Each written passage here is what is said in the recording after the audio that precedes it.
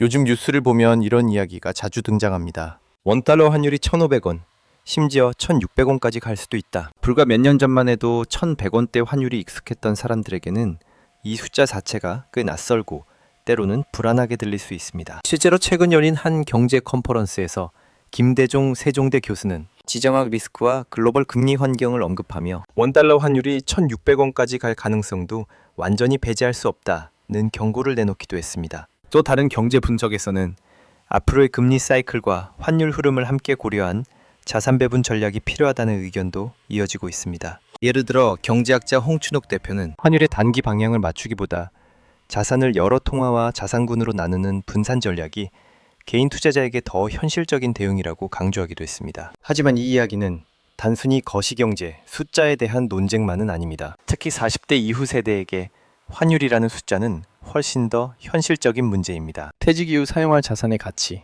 자녀 교육이나 유학 비용, 대출이자 부담, 그리고 앞으로 준비해야 할 노후 자산까지 생각보다 많은 개인의 재무 문제가 환율이라는 변수와 연결되어 있기 때문입니다. 그래서 오늘 영상에서는 정말로 환율이 1,500원, 1,600원까지 갈 것인가 라는 단순한 예측보다는 만약 그런 시나리오가 현실이 된다면 지금 이 시점에서 40대 이후 세대는 어떤 자산 구조를 준비해야 하는지 이 부분에 조금 더 집중해 보겠습니다. 그리고 먼저 분명하게 말씀드리겠습니다. 이 영상은 공포를 이야기하려는 영상이 아닙니다. 오히려 최악의 상황을 가정했을 때 우리가 미리 준비할 수 있는 선택지와 현실적인 대응 방법을 함께 정리해보는 영상입니다. 그리고 한 가지 더 말씀드리겠습니다. 이 채널은 특정 종목의 매수나 매도를 추천하는 채널이 아닙니다. 오늘 이야기할 내용 역시 어떤 주식을 사야 한다는 조언이 아니라 40대 이후 세대를 위한 리스크 관리 프레임, 즉 불확실한 경제 환경에서 자산을 어떻게 나누고 대비할 것인가에 대한 이야기입니다. 최근 몇 년 동안 원달러 환율은 상당히 큰 변동성을 보여왔습니다.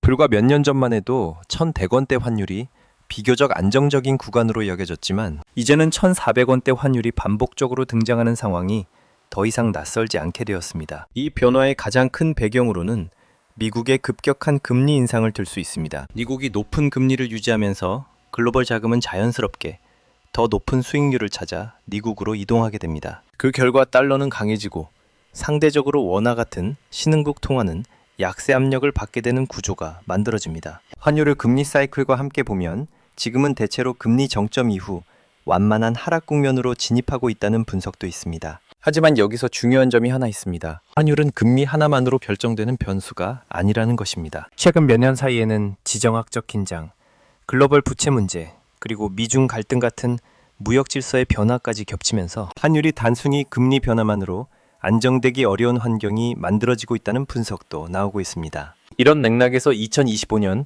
한 경영 전략 컨퍼런스에서는 김대종 세종대 교수가 한국 경제의 구조적 리스크를 언급하며 원달러 환율이 1,600원까지 갈 가능성도 배제할 수 없다는 경고를 내놓기도 했습니다. 특히 한국처럼 대외 의존도가 높은 경제 구조에서는 환율 상승이 단순히 외환 시장 문제로 끝나지 않습니다. 달러로 결제되는 원자재와 에너지 가격이 오르면서 수입 물가가 상승할 수 있고 기업의 비용 구조가 흔들리면서 결국 소비와 투자에도 영향을 줄 수 있다는 점이 지적됩니다. 하지만 모든 전문가가 같은 방향의 전망을 하는 것은 아닙니다. 경제학자 홍춘옥 대표를 비롯한 일부 이코노미스트들은 환율이 단기적으로 크게 움직일 수는 있지만 장기적으로는 다시 균형 구간으로 돌아올 가능성도 있다고 말합니다. 그리고 개인 투자자에게 중요한 것은 환율의 단기 방향을 맞추는 것이 아니라 금리 사이클과 함께 자산을 분산하는 전략이라고 강조합니다. 결국 핵심은 이것입니다. 환율 1,500원, 1,600원 시나리오는 단순한 공포 마케팅도 아니고 그렇다고 내일 당장 반드시 온다는 예언도 아닙니다. 중요한 것은 이런 가능성을 완전히 배제하지 않고 만약 그런 환경이 오더라도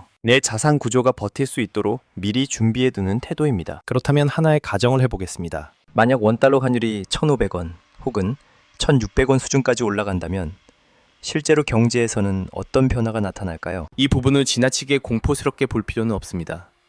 다만 한국 경제의 구조상 어떤 메커니즘이 작동하는지는 차분히 이해해둘 필요가 있습니다. 먼저 첫 번째는 수입 물가 상승입니다. 한국은 에너지와 주요 원자재의 상당 부분을 해외에서 수입하는 구조를 가지고 있습니다. 달러 가치가 올라가고 원화가 약해지면 같은 원유와 같은 곡물을 사더라도 국내에서는 더 많은 원화를 지불해야 하는 상황이 됩니다. 그래서 환율 상승은 단순히 외환 시장의 문제가 아니라 석유, 가스, 곡물 같은 기초 원자재 가격 상승으로 이어지고 그 영향이 다시 전기요금, 식료품 가격, 생활 필수품 가격 등 일상적인 생활 물가로 전달되는 구조를 만들게 됩니다. 두 번째는 외채 상환 부담입니다. 한국 기업이나 금융기관 가운데는 달러로 자금을 조달해 투자하거나 운영하는 경우도 적지 않습니다. 환율이 크게 상승하면 같은 달러 부채라도 원화 기준으로 갚아야 할 금액이 더 커지게 됩니다. 그 결과 기업 입장에서는 이자 부담과 재무 부담이 동시에 증가할 수 있습니다. 세 번째는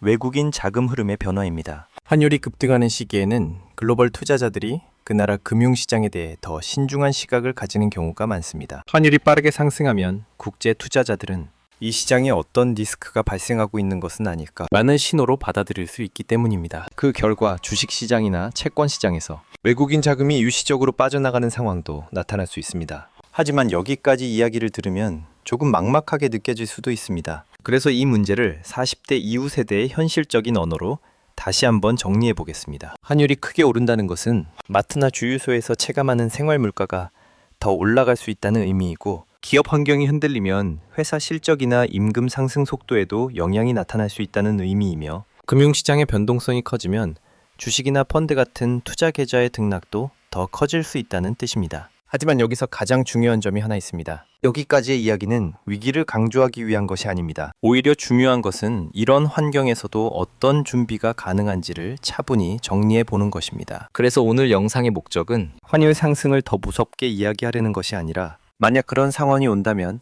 40대 이후 세대가 어떤 선택지를 준비할 수 있는지를 함께 정리해 보는 데 있습니다. 다시 한번 말씀드리겠습니다. 이 영상은 공포를 이야기하는 영상이 아니라 최악의 시나리오를 가정했을 때 우리가 미리 준비할 수 있는 현실적인 선택지를 보여드리는 영상입니다. 지금까지는 거시경제 이야기였습니다. 환율이 왜 움직이는지, 그리고 환율 변화가 한국 경제에 어떤 영향을 줄 수 있는지 큰 그림에서 살펴봤습니다. 하지만 대부분의 시청자에게 더 중요한 질문은 아마 이 한 가지일 겁니다. 멀러래, 나는 어떻게 해야 할까? 환율이 1,400원을 넘고 1,500원, 1,600원 이야기까지 나오기 시작하면 많은 분들이 비슷한 고민을 하기 시작합니다. 지금 환율이 이미 많이 오른 것 같은데 지금이라도 달러를 사야 하는 걸까?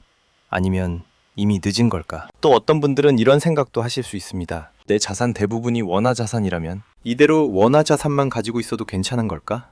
아니면 일정 부분은 달러나 해외 자산으로 나눠야 할까? 그리고 대출이 있는 분들이라면 이 질문이 더 현실적으로 다가옵니다. 환율이 오르고 금리 환경까지 불안정해지는 상황에서 투자보다 먼저 점검해야 할 것은 무엇일까? 흥미로운 점은 환율과 금리 사이클을 오랫동안 연구해온 경제학자들이 이 질문에 대해 꽤 비슷한 방향의 이야기를 한다는 것입니다. 예를 들어 경제학자 홍춘옥 대표는 환율의 단기 방향을 맞추려는 시도보다 자산을 여러 통화와 자산군으로 나누는 분산 전략이 개인 투자자에게 훨씬 현실적인 대응이라고 강조해왔습니다. 또 글로벌 금융위기 연구로 잘 알려진 제임스 리카지 역시 불확실성이 커지는 시기일수록 특정 자산에 집중하기보다 주식, 현금, 채권, 금 같은 다양한 자산을 함께 보유하는 포트폴리오 구조가 중요하다고 이야기합니다. 결국 공통된 메시지는 하나입니다. 환율의 단기 방향을 맞추려고 애쓰기보다 내 자산 구조 자체를 균형 있게 만드는 것. 이것이 개인 투자자에게 훨씬 현실적이고 지속 가능한 전략이라는 것입니다. 그래서 오늘 영상에서는 지금 달러를 사야 한다, 혹은 지금 달러를 팔아야 한다, 이런 식의 단순한 투자 조언을 하려는 것이 아닙니다. 대신 40대 이후 세대가 이해하기 쉬운 방식으로 자산을 어떻게 나누어 생각할 수 있는지, 즉 하나의 자산 배분 프레임을 함께 그려보려고 합니다. 다시 한번 말씀드리겠습니다. 이 영상은 매수와 매도를 추천하는 영상이 아니라 40대 이후 세대를 위한 리스크 관리 프레임을 이야기하는 영상입니다. 그렇다면 이제 조금 더 현실적인 질문으로 넘어가 보겠습니다. 고환율 환경에서 40대 이후 세대는 자산을 어떻게 나누어 생각해야 할까요? 여기서 중요한 것은 정확한 숫자를 맞추는 것이 아니라 생각하는 방식의 틀을 만드는 것입니다. 먼저 첫 번째 원칙입니다. 환율의 정확한 숫자를 맞추려 하지 않는 것. 환율이 1,450원이 될지, 1,500원이 될지, 혹은 다시 1,300원대로 내려올지는 사실 전문가들도 정확하게 맞추기 어렵습니다. 실제로 환율과 금융시장을 연구해온 경제학자 홍춘욱 역시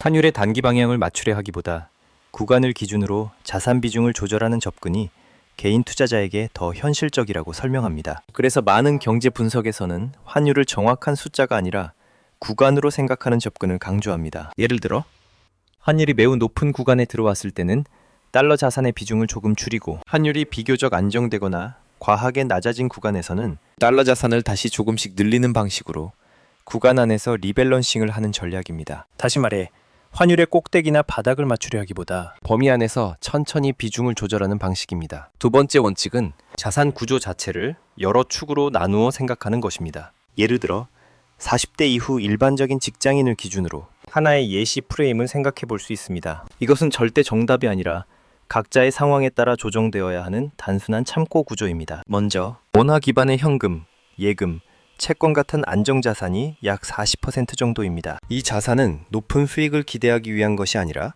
생활비, 비상금, 그리고 시장이 흔들릴 때 버틸 수 있는 안정 버퍼 역할을 합니다. 두 번째 축은 국내 주식과 해외 주식 혹은 ETF 같은 장기 성장 자산입니다. 이 역시 약 40% 정도의 영역으로 생각할 수 있습니다. 이 영역은 장기적인 성장, 배당, 그리고 자본 성장 가능성을 기대하는 자산입니다. 세 번째 축은 달러 예금이나 달러 MMF 또는 글로벌 채권이나 ETF 같은 달러 기반 자산입니다. 이 영역은 보통 15%부터 20%까지 정도의 범위에서 환율 리스크를 완화하는 역할을 합니다. 마지막으로 금이나 일부 실물 자산처럼 인플레이션이나 시스템 리스크에 대비하는 자산을 약 5%부터 10%까지 정도 생각할 수도 있습니다. 이와 비슷한 자산 구조는 글로벌 금융위기 연구로 잘 알려진 경제학자 제임스 리카즈 역시 불확실성이 큰 금융 환경에서는 주식, 현금, 채권, 금 등 여러 자산을 함께 보유하는 포트폴리오가 필요하다고